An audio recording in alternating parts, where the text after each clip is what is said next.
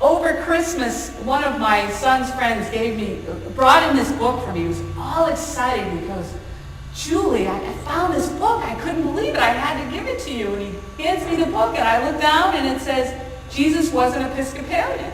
Who knew? He was all excited. He said, I didn't know Jesus was Episcopalian. I know you're Episcopal. I thought this was really cool. Took the rest of the evening to help him understand that Jesus was Jewish, and I don't think he'll ever be the same.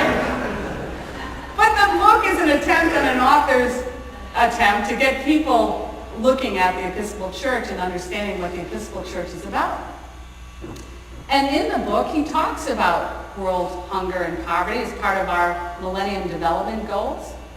And he says in the book that it would take $13 billion a year to feed the hungry in the world, which sounds like a lot of money until you understand that we spend $13 billion annually on ice cream in this country.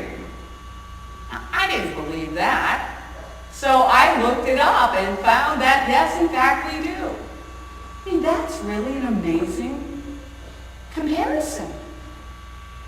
Now, I'm not telling you to give up Abbott's burgers, or not burgers, help me out. Brewster's. Abbott's, Brewster's, or what's the one down the street that I love? Reed's. Yes, good. It's participatory. Good. Reed's. Don't give up on Reed's. I mean, they're local business. We got to keep them going, especially since Brewster's is across the street. Not that I don't like them too, but I'm not saying don't give up ice cream, but I'm just pointing out that it's not a lot when the whole body participates. We need the whole body participating at St. Peter's as well. I was thinking about how best to explain this when I was sitting inside my house and I heard the noise that we all hear this time of year, the zzz, as someone's tire is, going, you can tell they're stuck.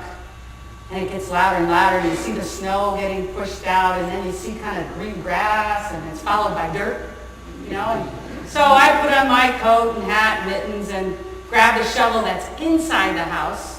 When you grow up in New England, you keep the shovel inside the house. And go out, and I can see neighbors coming out of their houses with the shovel, and there's this other guy with the salt. We're all heading toward this car that's getting deeper and deeper in the mud, because they're convinced if they just push on that accelerator a little more, they're going to go. So it's like, I'm glad it wasn't my yard she was stuck in, but she was this close to a mailbox. And then out comes the 80-year-old woman who's lived on the street forever and ever and seen this happen, millions of times. And so all the neighbors, some people start digging near the tires, and she's giving instructions. Put the salt right there. We live on a hill. Put the salt over there. Dig here. Come over here. And she's arranging people, and we all listen. We're all doing what she says because we know she knows. And we start pushing the car. You know how that goes, right? So you push the car, and then it rolls back. And you push the car, and then it rolls back. And the person in the car never presses on the accelerator at the right time when it's out of the hole. It's always when it's back in the hole. So, you're pushing, and you're going back and pushing, and, pretty soon you're starting to get tired. Of course, my tooth hurts, So, eventually, we see a new neighbor. Now, this guy has moved in, and he doesn't know when you hear the noise enough to come out of his house, but it's been going on so long, he's come out because he doesn't know what's going on. He's a big guy. Oh, good. Here comes the new guy. He's huge. So, the old lady puts him behind the car, and, one push, boom, car is out, and it's up the hill, and we're high-fiving, and it's like, oh, yeah, great. We did it. Well, the reason we did it was because everybody participated, including the new guy. The church gets stuck sometimes. We get stuck, and we do the same thing. We keep pressing on the accelerator, and we don't go anywhere. We dig ourselves a hole. In this case, it's a deficit, but it's not we can get out. But we need everybody. We need everybody like Haiti needs everybody. We need everybody here because what this church is doing is incredibly valuable.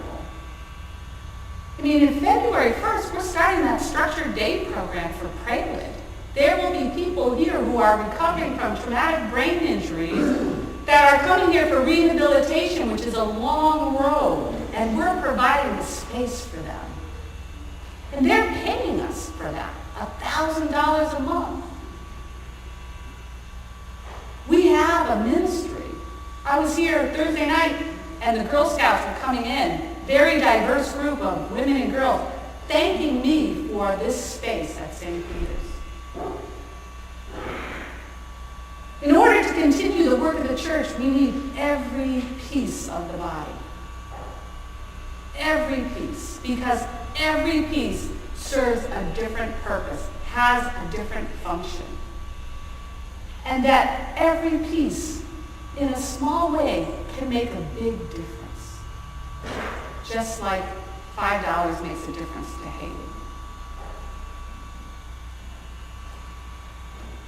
We can be unstuck and then proclaim the gospel, as we heard today in Luke, to the poor, the needy, the brain injured, the young, those with addictions,